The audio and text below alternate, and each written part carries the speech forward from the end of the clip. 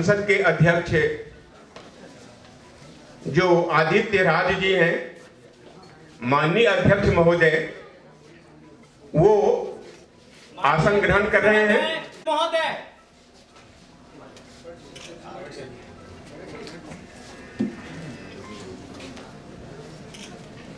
आप सबसे मेरा आग्रह है कि कृपया आप सब अपने स्थान पर विराजमान हो जाएं।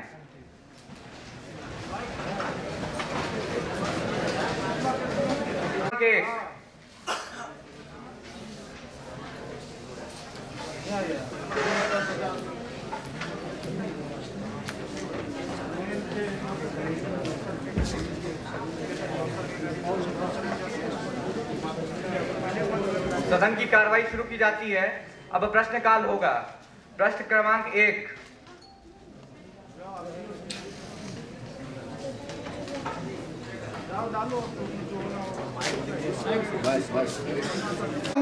क्या माननीय मंत्री शिक्षा विभाग यह बतलाने की कृपया करेंगे कि क्या यह बात सही है कि दरभंगा जिले के 244 प्राथमिक मध्य माध्यमिक विद्यालय भवनहीन है, जिससे बच्चों में पठन पाठन में असुविधा हो रही है? यदि हो तो सरकार इस भवनहीन विद्यालय का भवन कब तक निर्माण करा लेने का विचार रखती है? अध्यक्ष महोदय, मैं माननीय प्रश्नकर्ता के आपके माध्यम के अवगत कराना चाहता हूं कि शिक्षा विभाग के विशेष योजना में भवनहीन विद्यालयों में भवन निर्माण है। नहीं है। कृपया सदन की गरिमा बनाए रखें। कृपया सदन में शांति बनाए रखें। एक बार मंत्री अमृत कुमार। मैं मध्य निषेध मंत्री नवनीत कुमार। मैं आपदा प्रबंधन मंत्री मनीषा कुमारी। मैं शिक्षा मंत्री पूजन कुमार। मैं समाज कल्याण मंत्री नाम राष्ट्र मंत्री नंदिनी कुमारी।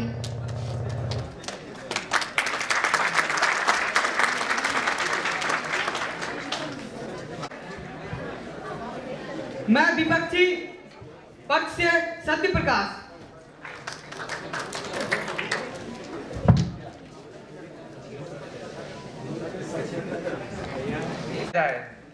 प्रश्न क्रमांक 1। माननीय अध्यक्ष महोदय के माध्यम से मैं यह प्रश्न पूछना चाहता हूँ के विशेष योजना में भवनहीन विद्यालयों में भवन निर्माण है। कृपया सदन की गरिमा बनाए रखें। कृपया सदन की गरिमा बनाए रखें। मंत्री जी, अंचलाधिकारी के भूमि संबंधित अनापत्ति प्राप्ति होने के उपरांत भवन निर्माण के लिए वार्षिक बजट योजना में इसकी स्वीकृति उपरांत भवन निर्माण का कार्य कराया जाएगा।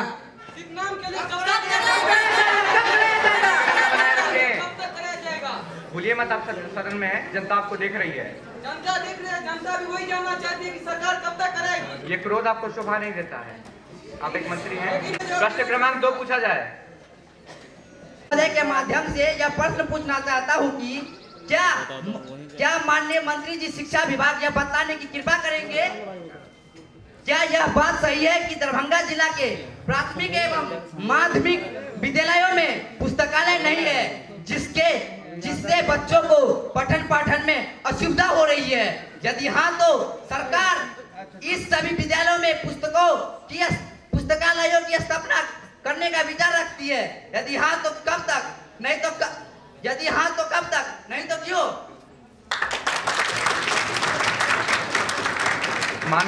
मैं माननीय प्रश्नकर्ता को आपके माध्यम से अवगत कराना चाहता हूं कि विद्यालय में पठन पाठन के लिए पुस्तकालय की व्यवस्था शिक्षा विभाग के विशेष महत्वाकांक्षी योजना में से है। नहीं है। आप स्कूल में जाके देखिए, पुस्तकालय है लेकिन पुस्तक उसमें नहीं है। क्यों नहीं है? बच्चों को दिक्कत का सामना करना पड़ता है। क्यों? आप बताइए शिक्षा मंत्री जी। मैं माननीय अध्यक्ष महोदय से कहना चाहता हूँ कि शिक्षा मंत्री से जब पूछिए विद्यालय में आपको आपका उत्तर मिल रहा है। कृपया सदन की गरिमा बनाए रखें। मंत्री जी, चरण में +2 विद्यालय में पुस्तकालय निर्माण एवं विकास की कार्रवाई की गई है। अगले चरण में नव उत्क्रमित माध्यमिक विद्यालयों सहित प्राथमिक एवं मध्य विद्यालय में पुस्तकालय की मूर्त रूप देने हेतु विभागीय पदाधिकारियों को आवश्यक निर्देश दिए गए हैं। नए अध्यक्ष महोदय बताइए, शिक्षा मंत्री से आपको आपका सवाल का जवाब मिल जाएगा। मेरा एक प्रश्न सुना जाए अध्यक्ष जी कि मंत्री जी शिक्षा विभाग से पूछा जाए कि कब तक स्कूल में पुस्तकालय खुली है, पुस्तक क्यों नहीं है, वही प्रश्न है मेरा। कृपया पूछिए अध्यक्ष महोदय, मैं शांत से बैठा रहूंगा, आप पूछिए। आपको आपका उत्तर मिल रहा है। आप गरिमा बनाए रखे सदन की, आपको आपका उत्तर जल्दी मिलेगा। इसके लिए बजट का प्रावधान कर इसकी व्यवस्था कराई जाएगी। कब तक कराई जाएगी मंत्री जी? अध्यक्ष महोदय पूछिए कब तक कराई जाएगी? कब तक कराई जाएगी बताइए श्रीमान मंत्री जी।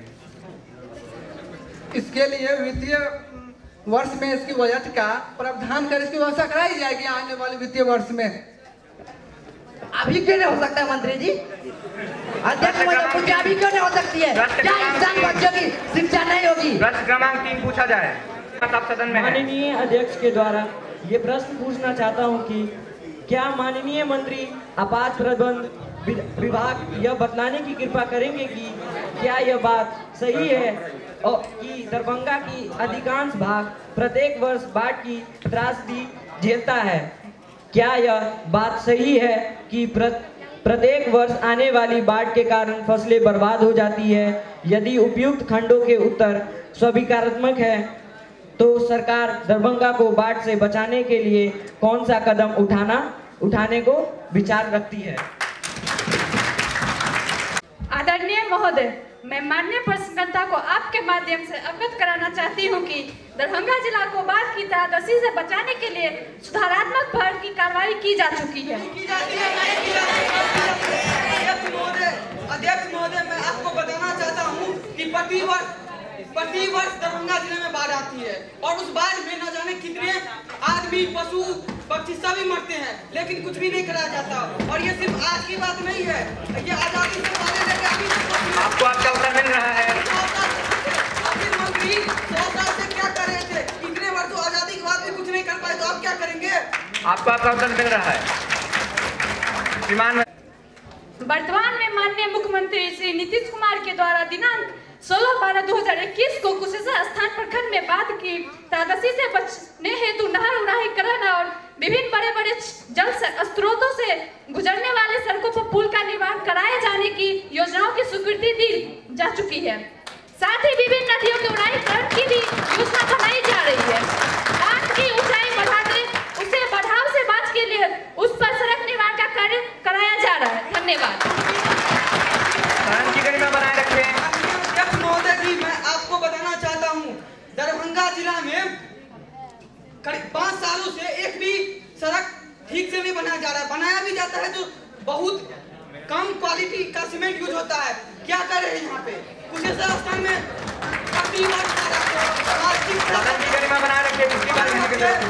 बच्चों को शिक्षा के लिए स्कूल जाने में भी दिक्कत होते हैं। और आपको बता दूं, बीमार व्यक्तियों को अस्पताल जाने में भी दिक्कत होता है। सिर्फ कहने के लिए कितने साल से बनाया जा रहा है, कब तक बनाया जाएगा? हमें अभी इस सदन में जवाब चाहिए। इस सदन में इस बात को अभी रखा जाए। मंत्री जी तो अपने काम कर रही है, इसका भी जल्दी उपाय निकाला जाएगा। प्रश्न क्रमांक 4 पूछा जाए। माननीय अध्यक्ष महोदय, मैं आपके माध्यम से माननीय मंत्री एवं समाज कल्याण विभाग से यह प्रश्न करना चाहता हूं, क्या यह सही बात है कि शांति बनाए रखें सदन में। पढ़ने से गरीब मजदूर एवं निम्न तबका परेशान है? इसके लिए सरकार बचाने के लिए कौन कौन से कदम उठाने के विचार में रखती है? के माध्यम से सदन में ये कहना चाहूंगी कि शीतलहर के प्रकोप बढ़ने से पहले ही आपदा विभाग सभी रैन बसेरा में आवासन की व्यवस्था कर चुका है। नहीं हुई है। सदन की गरिमा बनाए रखे, भूले मत, आप सब माननीय हैं। पशुधन की सुरक्षा के लिए पशुपालन विभाग के अधिकारियों से समन्वय कर सहयोग सुनिश्चित करने हेतु निर्देशित किया गया है। बेघरों के लिए पॉलीथीन शीट, स्थायी रैन बसेरों का निर्माण कराया जा रहा है। बारह गिरते ही जगह जगह पर अलाव की व्यवस्था करने हेतु सभी अंचलाधिकारी को राशि आवंटित किया जा चुका है।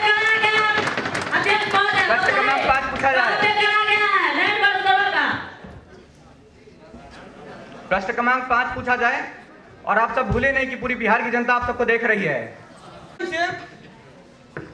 माननीय मंत्री स्वास्थ्य एवं परिवार कल्याण विभाग से यह पूछना चाहता हूं कि संविधान की अनुच्छेद 27 जो स्वास्थ्य से संबंधित है, इसके लिए सरकार सार्वजनिक व्यवस्था योजनाओं को मजबूत करने के लिए क्या प्रयास कर रही है? निजी अस्पताल कुकुर मुद्दों की तरह फलफूल रही है। सरकार सदन में शांति बनाए रखें। इस संबंध में कौन सा कदम उठाने का विचार रखती है और कब तक? कृपया इस बात को सदन में रखा जाए।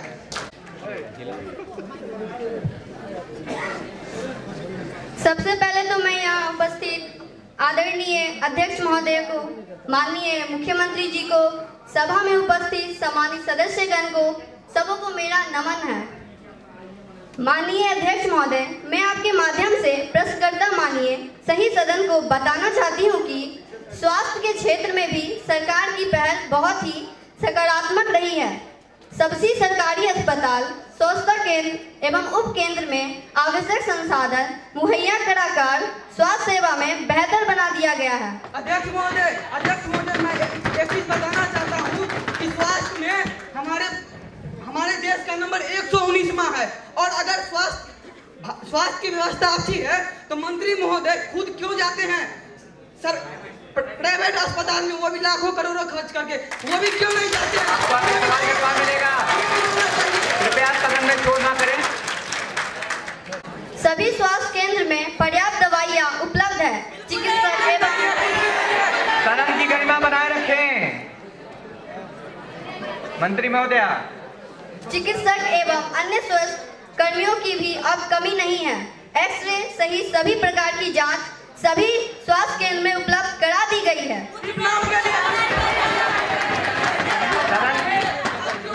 शोर ना करें, सदन में शोर ना करें। पूरी बिहार की जनता आप सबको देख ली। आप यहाँ पे उपस्थित हर आदमी, जनता ने नेता को चुना है, नेता ने जनता को नहीं। आखिर मंत्री महोदय स्वास्थ्य के विषय में क्यों नहीं कोई काम कर रहे हैं? आप क्रोध ना करें। पूरे बिहार की जनता आपको देख रही है। आप पर ये क्रोध शोभा नहीं देता है। प्रश्न क्रमांक 6। महोदय, अभी मेरे प्रश्न का सही उत्तर नहीं रखा गया। कृपया सदन को इस बात में पुनः रखा जाए। जनता देख रही है, जनता को भी इस प्रश्न का उत्तर चाहिए। कृपया इस बात को। मंत्री महोदय, निजी अस्पतालों से बेहतर व्यवस्था अब सरकारी अस्पतालों में की है, जिसके लिए जाते हैं तो आप ही चलिए ना, जनता जा रही है, आप ही चलिए। शोर ना मचाएं सदन में। व्यापक प्रचार प्रसार कराई जा रही है ताकि हम जनता अपना इलाज सरकारी अस्पतालों में करावे। सरकार की महत्वाकांक्षी योजना आयुष्मान भारत का लाभ भी अब योग्य लाभार्थियों को मिल रहा है। नहीं मिल रहा मंत्री जी, माने वाले के बाद पूछिए कहाँ मिल रहा है? आपको आपका मौका मिल चुका है। अब क्रोध ना करें आप सब। प्रश्न क्रमांक 6 पूछा जाए। माननीय अध्यक्ष महोदय के माध्यम से माननीय मंत्री शिक्षा विभाग यह बतलाने की कृपा करेंगे कि ऑनलाइन शिक्षा के दौर में वर्तमान में ऑफलाइन शिक्षा प्रभावित हो रही है और बच्चों पर इसका प्रतिकूल प्रभाव पड़ रहा है। सरकार ऑनलाइन शिक्षा में प्रभावित होने से बच्चों को बचाने के लिए कौन सा ठोस प्रयास कर रही है? संबंधित मंत्री इसका उत्तर दें। माननीय अध्यक्ष, मैं आपके माध्यम से बताना चाहता हूं कि कोविड-19 के वैश्विक महामारी से बच्चों को सुरक्षित रखने एवं बच्चों के शैक्षणिक गतिविधियों को नियमित रखने के लिए पूरे विश्व में ऑनलाइन शिक्षा प्रणाली पद्धति को अपनाया गया है। स्कूलों में इसकी व्यवस्था क्यों नहीं है? सरकारी आपको आपके सवाल का जवाब मिलेगा। आपको आपके सवाल का जवाब मिलेगा। मंत्री महोदय बोले। की जा चुकी है दूरदर्शन के माध्यम से। वर्तमान शिक्षा में विद्यालयों को उन्हें बोलने का मौका दें। वर्तमान स्थिति में विद्यालयों को कोविड-19 के सुरक्षा पैमाने दिशा निर्देश के तहत खोला गया है तथा बच्चों के द्वारा पठन पाठन का कार्य भी किया जा रहा है। प्रश्न क्रमांक 7 अध्यक्ष महोदय के माध्यम से मैं यह प्रश्न पूछना चाहती हूँ कि क्या माननीय मंत्री मद निषेध विभाग यह बतलाने की कृपा करेंगे कि नशाबंदी जैसी सामाजिक सरोकार की कार्य योजना के लिए बिहार सरकार असामाजिक तत्वों के विरुद्ध किस प्रकार की कार्रवाई की मंशा रखती है? आदरणीय अध्यक्ष महोदय, मैं माननीय प्रश्नकर्ता को आपके माध्यम से अवगत कराना चाहता हूं कि नशाबंदी को रोकने के लिए बिहार मद निषेध व उत्पादक विधेयक के तहत दोषी पर कार्रवाई या दंडित करने का प्रावधान है। नहीं हो रहा है मंत्री जी, अध्यक्ष महोदय, आप जाके देखिए गाँव में कोई लोग चूरा के शराब बेच रहा है, कोई लोग दुकान में बेच रहा है, खुलेआम बेच रहा है, आप सदन की गरिमा बनाए रखें। मंत्री महोदय, नशाबंदी को रोकने के लिए राज्य भर में मानव श्रृंखला का निर्माण कराकर नशाबंदी के खिलाफ लोगों को जागरूक लाने का कार्य किया गया है। मंत्री महोदय, मैं एक प्रश्न करना चाहूंगी, कृपया मेरी ओर ध्यान दीजिए। जब अगर इतना ही किया जाता है तो क्यों पुलिस वालों को घूस देकर बिहार के अंदर फिर भी शराब मंगवाया जाता है? सदन में शांति बनाए रखें। क्या पक्षपात इसका कोई जवाब है? इस प्रश्न का कोई जवाब नहीं हो सकता क्योंकि पुलिस वालों को घूस देकर बिहार के अंदर अभी तक शराब खुले आम दुकानों पर मिलता है। क्या पक्ष के पास कोई जवाब है? और कृपया सदन में शांति बनाए रखें।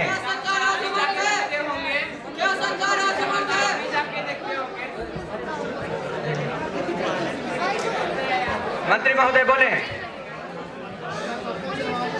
नशाबंदी को रोकने के लिए बिहार मद निषेध व उत्पादक विधेयक के तहत दोषी पर कार्रवाई या दंडित करने का प्रावधान है। एक समय पर हम एक सवाल पर इतना समय नहीं लगा सकते, समय का अभाव भी है। प्रश्न 8 पूछा जाए। अध्यक्ष महोदय, आपके माध्यम से मैं यह जानना चाहती हूँ कि बाल विवाह जैसी सामाजिक कुरीति महिला शिक्षा और उनके विकास में बहुत बड़ी बाधा है, जिसके कारण महिला उत्पीड़न, घरेलू हिंसा जैसी घटनाएं बढ़ रही है, जिसको रोकने के लिए बिहार सरकार कौन सा कदम उठाने का विचार रखती है? उत्तर दें। माननीय अध्यक्ष महोदय, मैं आपके माध्यम से रोकने के लिए बिहार बाल विवाह निषेध अधिनियम के तहत दोषी पर कार्रवाई करने का प्रावधान है। बाल विवाह को रोकने के लिए राज्य भर में मानव श्रृंखला का निर्माण कराकर बाल विवाह जैसी सामाजिक कुरीति के खिलाफ लोगों में जागरूकता लाने का कार्य किया गया है। जागरूकता लाने का कार्य किया गया, उसे पालन नहीं कोई नहीं कर रहा है, कराया जा रहा है। क्यों अध्यक्ष महोदय? हम पूछ रहे हैं। जाके देख लीजिए, कोई भी गांव में सब आत्महत्या करा इसके कारण, बाल विवाह करा, कोई भी गांव में देख लीजिए आप ढूंढ के, कहीं सब जगह होता ही है। आपको आपके सवाल का जवाब मिलेगा। कृपया सदन की गरिमा बनाए रखें। सदन की गरिमा बनाए रखें। मंत्री महोदय, को शिक्षा के प्रति जागरूक करने के लिए प्रत्येक पंचायतों में 12वीं तक की शिक्षा की व्यवस्था की गई है एवं समय समय पर लोगों के बीच जागरूकता कराया जाता है। कोई पढ़ाता नहीं है किसी को, कोई शिक्षा नहीं देता है। आपको आपके सवाल का जवाब मिलेगा। मंत्री महोदय बोले। इस रीति को रोकने के लिए न ही केवल सरकार ये नियम बनाएगी बल्कि हमें भी अपने दिल में इसको जगह देना होगा। अब सूचनाएं ली जाएंगी। माननीय सदस्य राहुल कुमार। दरभंगा नगर निगम के सभी चौक चौराहों पर से कूड़ा उठवा नहीं होने के कारण स्थानीय नागरिकों को परेशानी हो रही है। सरकार इसका तीव्रता निदान करे। साक्षी कुमारी। हमें आप ये बताएं कि हमारे प्रश्न का उत्तर क्यों नहीं दिया गया? जो रात भर खुले में घूमते हैं, बचाव के लिए सरकार ठोस एवं त्वरित कार्रवाई करे।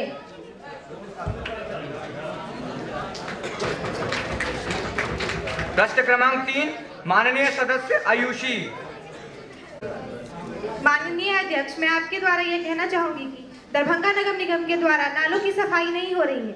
जिससे नालों एवं गड्ढों में गंदा पानी का जमाव हो जाता है, जो कई बीमारियों का कारण बन सकता है। सरकार नाला उड़ाही का प्रबंध जल्द से जल्द करे। धन्यवाद। सदस्य मुन्ना राज। कोरोना का तीसरा लहर प्रभाव गाइडलाइंस का अनुपालन नहीं हो पा रहा है। सरकार इसके अनुपालन एवं तीसरे लहर से बचाव के लिए कोई ठोस कदम उठाए।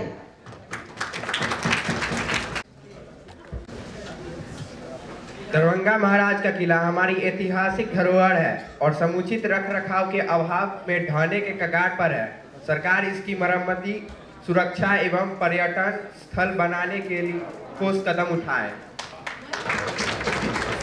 सड़क जाम से आम जनता त्रस्त है। कम दूरी तय करने के लिए भी घंटों समय लग जाता है। सरकार इसके लिए समुचित व्यवस्था करे और जनता को ट्रैफिक जाम से निजात दिलाए। धन्यवाद। प्रश्न क्रमांक 7 माननीय सदस्य मणिशंकर सहनी के लिए अभियान चलाया जाए।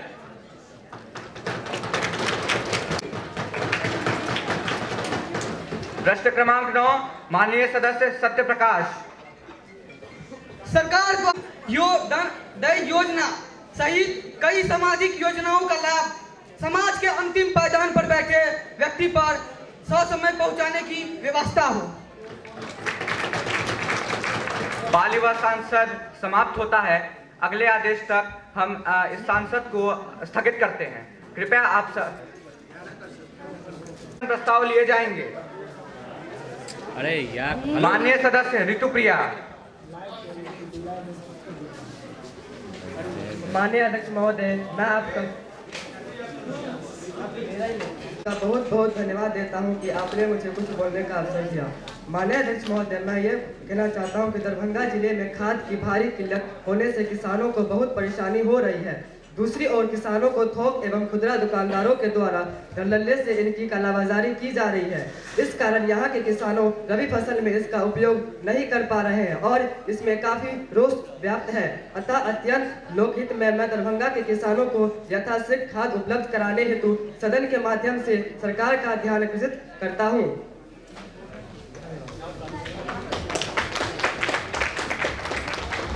माननीय मंत्री जवाब दें। आदरणीय अध्यक्ष महोदय, वर्तमान में दरभंगा जिले में अब कोई खाद की किल्लत नहीं है। सरकार अगर किल्लत नहीं होती तो किसानों की मरण क्यों होती? किसान अब क्यों देखते इधर उधर? किसान क्यों भटकते हो? सदन की गरिमा बनाए रखें। मंत्री महोदय, अगर माननीय सदस्य कोई विशेष दुकानदार या थोक विक्रेता के खिलाफ तथ्य पर शिकायत करेंगे तो उनके खिलाफ विधि सम्मत कार्रवाई की जाएगी। खाद का वितरण जिले में सुचारू रूप से किया जा रहा है।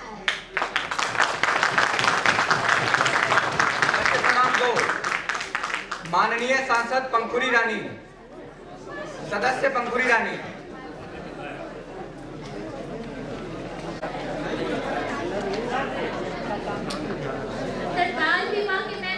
बाल विवाह के बारे में जानना चाहती हूँ। ये अभी भी हमारे बिहार में चल रहा है। इसका कोई जवाब है आपके पास?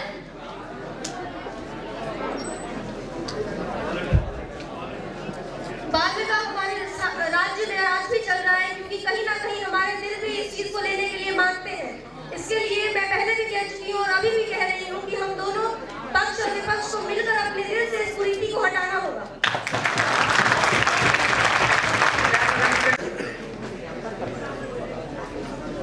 सभा की कार्रवाई खत्म की जाती है। ध्यानाकर्षण पढ़वाइए। ध्यानाकर्षण में पूरक भी पूछे लोग। माननीय सदस्य पंखुरी रानी। पंखुरी रानी।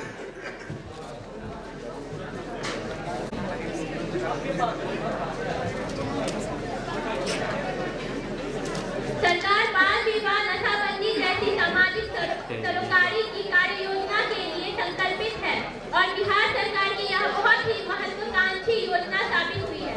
परंतु कतिपय असामाजिक स्वार्थी व्यक्तियों के द्वारा सरकार की बदनामी की जा रही है। सरकार इस असामाजिक कुकृतियों के विरुद्ध में किस प्रकार की कार्रवाई की मंशा रखती है?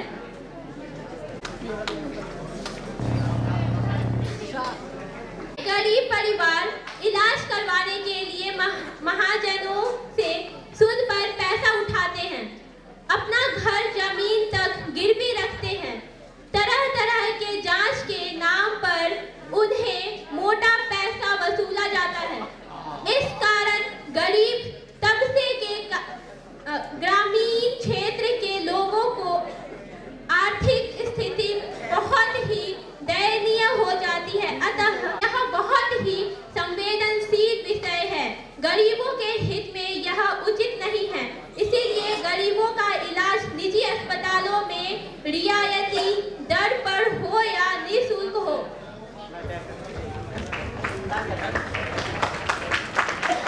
संबंधित मंत्री इसका उत्तर दें।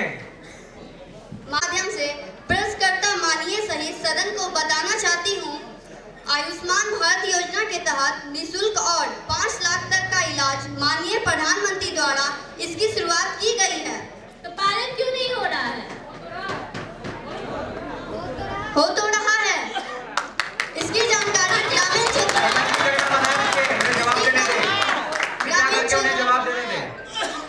ग्रामीण क्षेत्रों के लोगों तक पूर्णतः नहीं पहुंची है। सरकार इसके लिए प्रयासरत है कि इस योजना की जानकारी जन जन तक पहुंच पाए और लोगों की जागरूकता आए। निजी अस्पतालों को भी यह निर्देश दिया गया है कि 5 लाख तक का इलाज निःशुल्क में करे। अगर कोई अस्पताल ऐसा करने में आकांक्षी करती है तो उस पर प्रशासनिक कार्रवाई की जाती है। कार्रवाई अगले आदेश तक स्थगित की जाती है। मेरा आप सबसे आग्रह है कि कृपया करके राष्ट्रगीत के लिए सब लोग खड़े हो जाएं।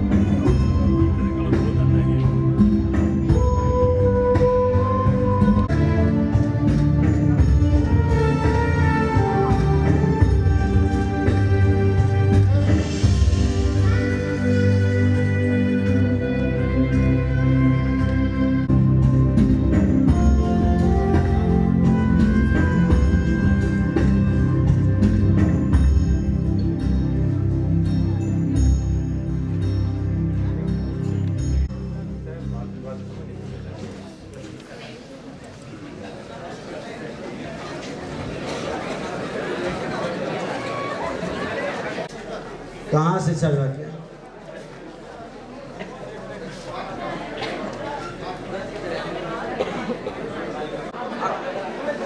सदन की कार्रवाई शुरू की जाती है। वाद विवाद का टॉपिक युग के वाहक युवाओं के संवैधानिक अधिकार और कर्तव्य। आज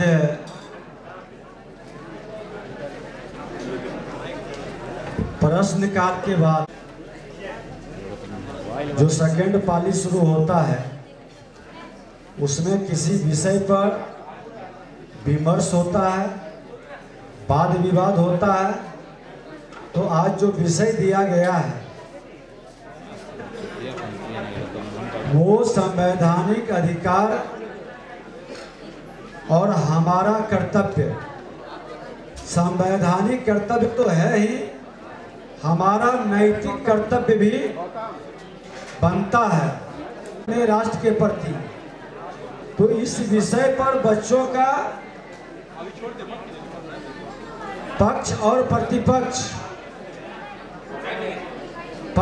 प्रतिपक्ष के लोग आपस में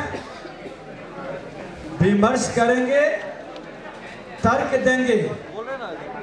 संवैधानिक अधिकार की बात अगर जो एक तरफ करते हैं तो सत्ता पक्ष के लोग कर्तव्य की भी बात करेंगे। दोनों का आपस में इस तरह का विमर्श हो जो विमर्श सभी बच्चों को ध्यान में गंभीरता से लेना है। तो अजय जी एक बार सुना। आप युवाओं के संवैधानिक अधिकारों और कर्तव्य विषय पर वाद विवाद होगा। पक्ष में नंदिनी कुमारी एमएल एकेडमी।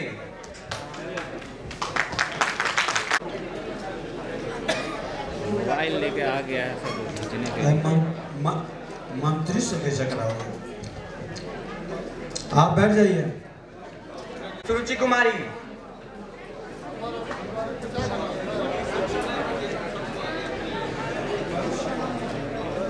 विपक्ष की ओर से विषय प्रवेश कराइए।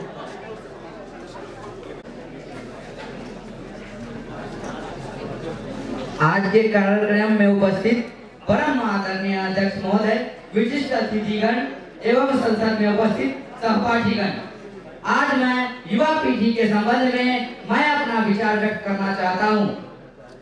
युवा पीढ़ी हमारे देश का भविष्य है। हमारे आने वाला भविष्य हमारी युवा पीढ़ी के सोच, हौसला व जुनून पर निर्भर करती है। युवा पीढ़ी हमारे देश की कर्णधार है। वे हर क्षेत्र में अपना भरपूर योगदान देकर जलवे बिखेर रहे हैं। युवा वर्ग, जिसे अंग्रेजी में यूथ यंग जनरेशन कहा जाता है, जागो भारत का युवा वर्ग, तुमको इतिहास बनाना है, मिलेगा अतुल आनंद तुम्हें, बस सोया विवेक जगाना है। उसमें नई जोश, उमंग, कार्य क्षमता की कोई कमी नहीं होती है। वह हमेशा सकारात्मक सोच के साथ आगे बढ़ने का प्रयास करते हैं, अर्थात कामयाबी के शिखर पर पहुंचना चाहते हैं। युवा पीढ़ी यदि चाहे तो दुनिया को बदल सकता है। उसमें वो जुनून, वो क्षमता है। हमें युवा पीढ़ी के लिए सही मार्ग और सकारात्मक माहौल बनाने की जरूरत है। समाज के हर क्षेत्र में अपना महत्वपूर्ण योगदान दिए हैं, चाहे वो विज्ञान, रक्षा, पर्यावरण, स्वास्थ्य, तकनीकी व गैर तकनीकी के क्षेत्र ही क्यों न हो। यह इस पीढ़ी का झुकाव सोशल मीडिया की तरफ बहुत अधिक है।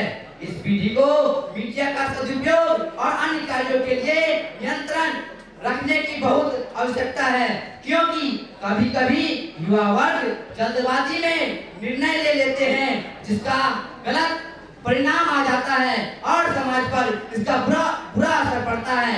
देश की शक्ति युवा पीढ़ी। जय हिंद, जय भारत।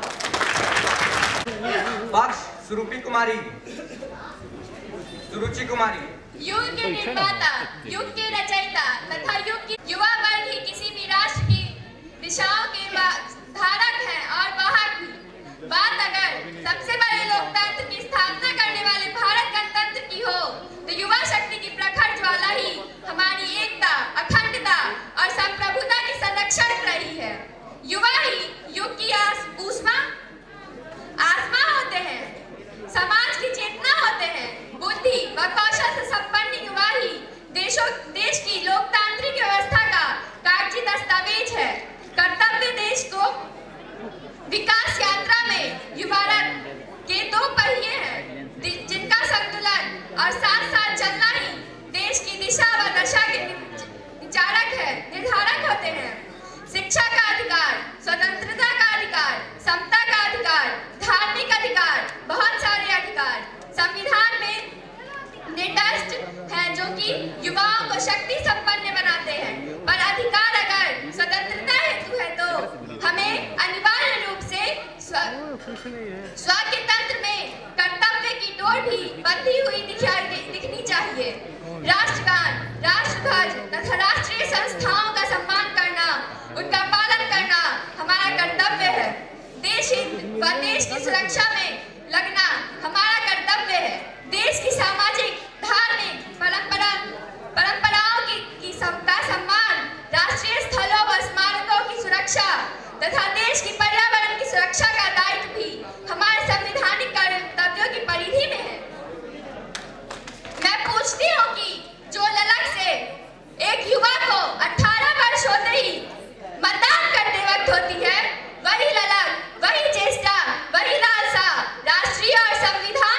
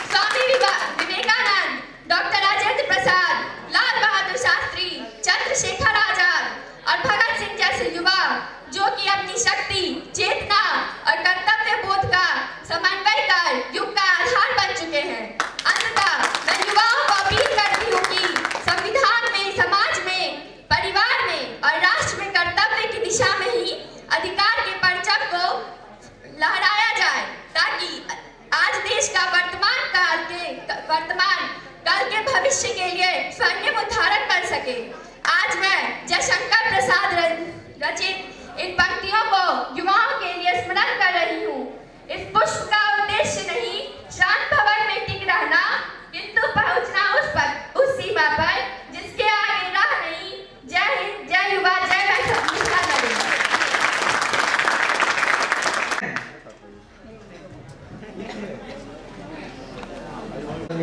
सभापति महोदय, मंचासीन सभासदों को मेरे ओर से सुप्रभात। मुझे यह जानकर बहुत खुशी हो रही है कि मुझे आप सभी के समक्ष अपने विचारों को प्रकट करने का मौका मिला।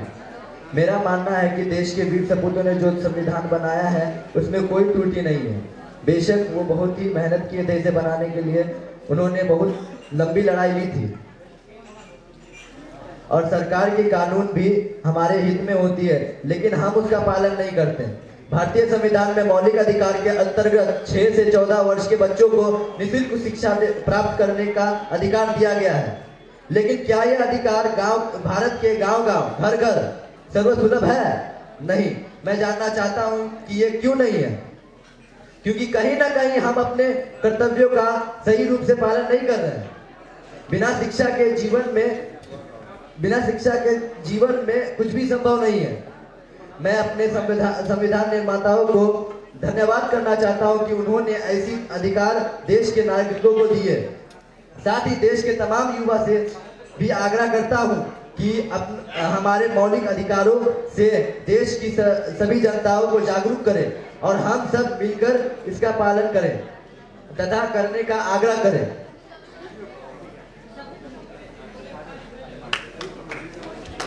RTE 2010 के तहत समग्र शिक्षा अभियान परंतु पूर्णतः क्रियान्वित नहीं क्यों?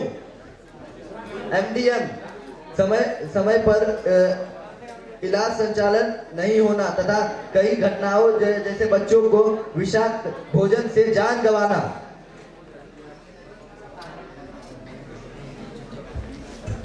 मैं अपनी वाणी को रोकने से पहले 2 पंक्तियों को जोड़ना चाहता हूँ। खड़ा रहा जो अपने पद पर लाख मुसीबत आने में, खड़ा रहा जो अपने पद पर लाख मुसीबत आने में, मिली सफलता जग में उसको जीने में मर जाने।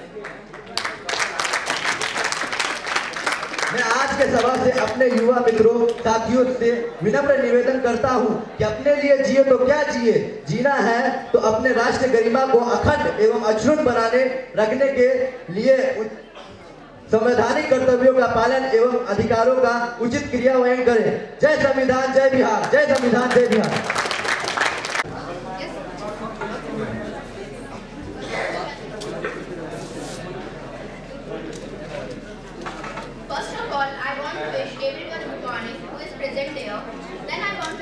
My idea on the role of youth. Youth is the most important and dynamic segment of the population in any country.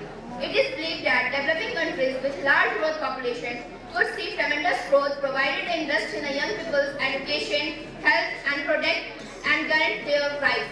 We can undoubtedly say that today's young are tomorrow's innovators, creators, builders and leaders. But they need the required support in terms of good health, opportunities, skills to transform their future.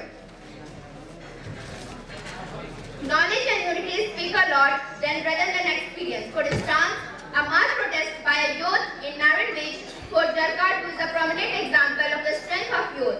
If the ruling power is given in the hands of youth, then definitely India will become a developed nation in 2022. They have the power to change. Education program should aim to teach and young minds right from the school level the importance of choosing the right people who would take a charge of governance. Conventionally, youth have been asked to keep away from politics. Why? I want to ask one question. Why youth are asked to keep away from politics? Youth should be motivated to consider politics as a means to serve the nation. Our nation needs them to resolve most of our problems. The nation is facing a lot of problems and I believe that youth are capable of solving them. They just need to be given a chance to prove themselves. Youth have the power to unite individuals in the 6th ethnic group. In conclusion, the rise of youth is the nation building is crucial. They are the problem solvers, have a positive influence on other young people and the nation, and are extremely ambitious. They have the ability to create an identity for themselves and move the nation forward. However, they will not be able to do this without the support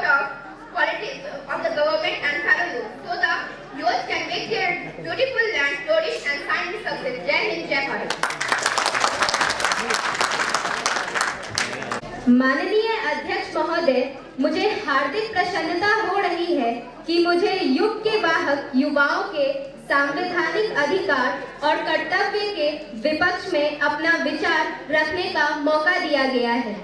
हमारे देश में युवाओं को अच्छे भविष्य के लिए एक उम्मीद मानी जाती है, लेकिन कई बार युवाओं को उनके अधिकार नहीं दिए जाते हैं। इनमें सबसे पहला अधिकार है कि शादी से पहले पूर्ण शिक्षा का अधिकार, लेकिन देखा जाए तो इस अधिकार सबको समान यह अधिकार सबको समान रूप से प्राप्त नहीं है। हमारे देश में ऐसी कई युवा लड़कियां हैं जिन्हें शादी के वजह से या तो शिक्षा दी नहीं जाती है या तो उन्हें अधूरी छोड़नी पड़ती है। दूसरा, युवाओं के अधिकारों में यह भी शामिल है कि उन्हें भविष्य में अच्छा व्यवसाय चुनने के लिए गाइड किया जाए। उदाहरण के तौर पे इंजीनियरिंग की डिग्री होने के बावजूद भी कई युवाओं को दूसरे काम करने पड़ते हैं। इसका प्रमुख कारण है लैक ऑफ करियर गाइडेंस, जिस वजह से युवाओं का समय, मेहनत, कला तीनों चीजें बर्बाद हो जाती है।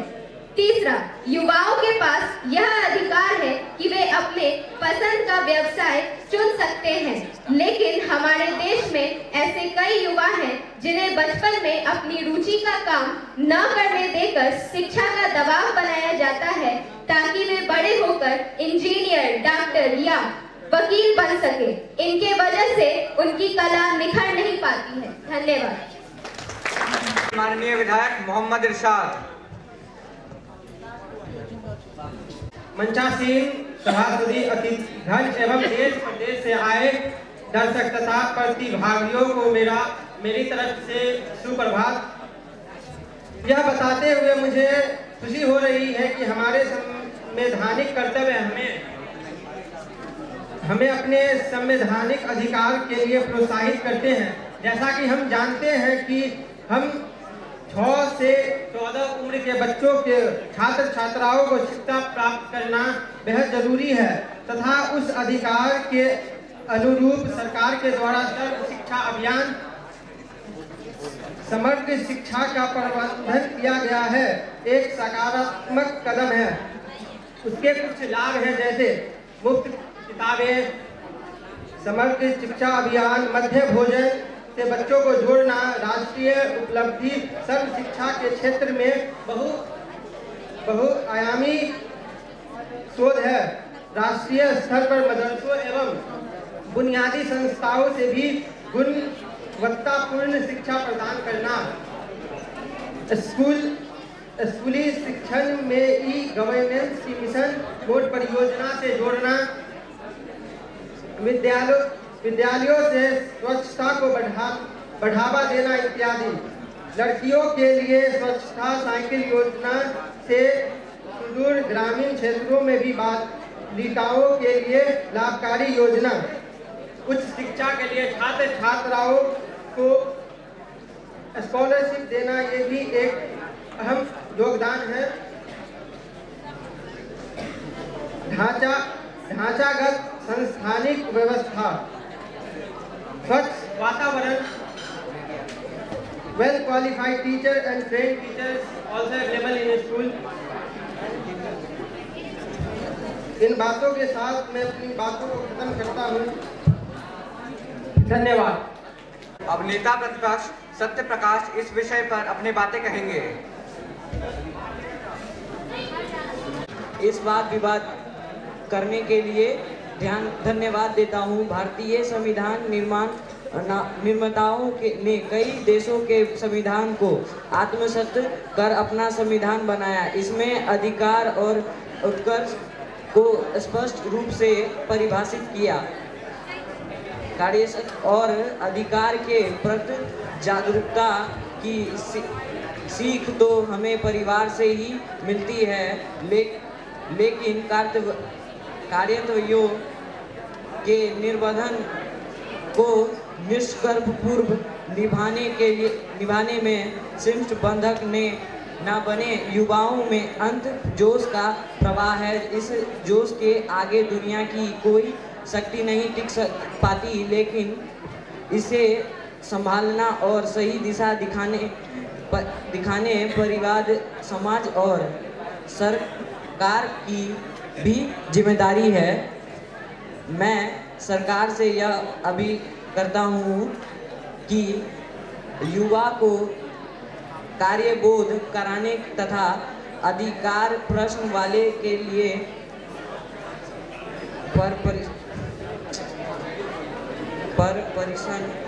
परीक्षण समाह का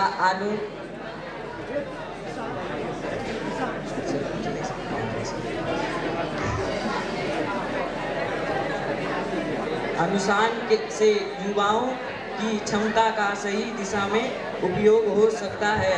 सरकार इस दिशा में ध्यान दे, यह आग्रह है। धन्यवाद। अब माननीय मुख्यमंत्री अमृत कुमार इस विषय पर अपनी बातें कहेंगे। आदरणीय सभापति महोदय, अन्य मुख्यमंत्रीगण एवं हमारे बिहार विधानसभा में उपस्थित माननीय सदस्यगण, मैं सबसे पहले आप सबों को तहे दिल से अभिनंदन करता हूं। महोदय, अधिकार और कर्तव्य की जो शुरुआत होती है वह हमारे जीवन में परिवार से ही शुरू हो जाती है।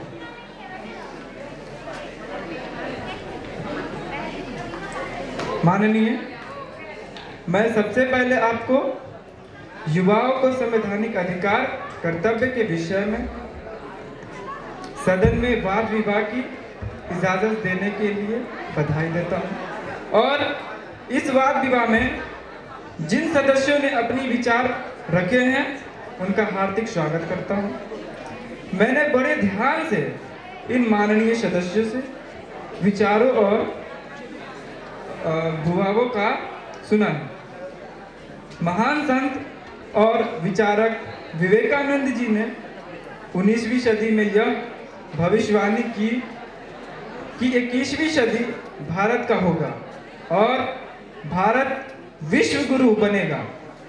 यह भविष्यवाणी सच होगी यदि भारत के युवा और युवा भारत अपने अधिकार और कर्तव्य को समझेगा तथा राष्ट्रीय में उस हिसाब से अपने आचरण तथा कर्तव्य में उसे ले जाएगा।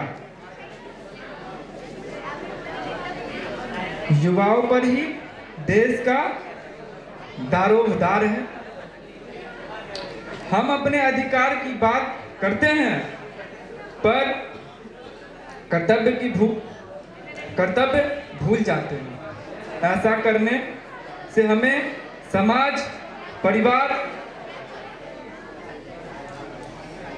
अपेक्षित सहयोग नहीं मिल पाता। अगर हम अपना कर्तव्य सही ढंग से निभाते हैं, उसको समझते हैं और हम अपने परिवार, समाज और राष्ट्र हर जगह सम्मान के पात्र होंगे तथा उस हिसाब से हमारा अधिकार भी हमें मिलेगा। हमें याद रखना होगा कि जैसे विद्या की पूज हर जगह होती है वैसे ही सरकार के स्तर पर भी स्कूल, कॉलेज, विश्वविद्यालयों में भी इसके लिए यहाँ तक कि कार्यालयों में भी समय समय पर प्रावधान कर्तव्य आयोजित किया गया है। धन्यवाद।